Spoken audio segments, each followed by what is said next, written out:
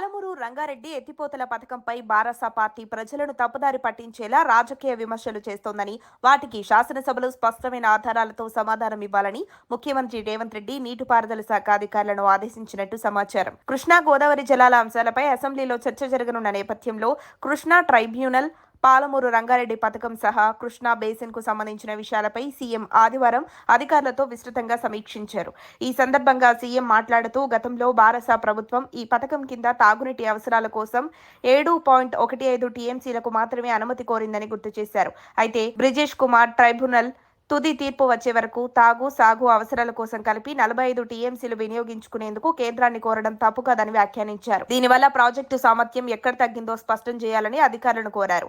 ఇంజనీర్లు power point presentation ద్వారా పూర్తి వివరాలు సీఎంకు వివరించారు.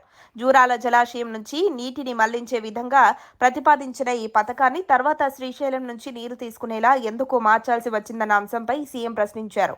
మొదట అంచనా వ్యయం, ఆయకట్టు, మళ్లించాల్సిన నీటి పరిమాణం ఎంత, పథకం మారిన తర్వాత ఖర్చులు ఎంత పెరిగాయి, ఇప్పటి వరకు పనుల పురోగతి ఎంత, పూర్తయ్యేందుకు ఇంకా ఎంత నిధులు అవసరం వంటి అంశాలపై స్పష్టమైన సమాచారం ఇవ్వాలని ఆదేశించారు. మొదటి డిపిఆర్, పథక మార్పుపై కమిటీ నివేదిక వంటి వివరాలు కూడా సమర్పించాలని సూచించారు. రాష్ట్ర పరిధిలోని జూరాల నుంచి రోజుకు 3 టీఎంసీలు తీసుకునేలా పథకం అమలు చేస్తే అంతర్రాష్ట్ర వివాదాలు తలెత్తివి కావని సీఎం అభిప్రాయపడ్డారు. ఈ అంశంపై అప్పటి కమిటీ ఏం సూచించిందో స్పష్టంగా తెలియజేయాలని అధికారులకు దిశానిర్దేశం చేశారు. అనుమతుల కోసం కేంద్రానికి చేసిన ప్రయత్నాలపై నీటిపారుదల శాఖ మంత్రి ఉత్తమ్ కుమార్ రెడ్డి వివరాలిచ్చారు. అలాగే 2023 ఫిబ్రవరిలో అప్పటి ప్రభుత్వం తాగునీటి అవసరాల కోసం మాత్రమే అనుమతి కోరిందని, ప్రస్తుత ప్రభుత్వం 90 టీఎంసీల కోసం గట్టి ప్రయత్నాలు చేస్తోందని సీఎం తెలిపారు. ఈ ప్రక్రియలో జరిగిన లేఖా వ్యవహారాలు, కేంద్రంతో సాగిన సంప్రదింపులన్నింటినీ సేకరించాలని సూచించారు.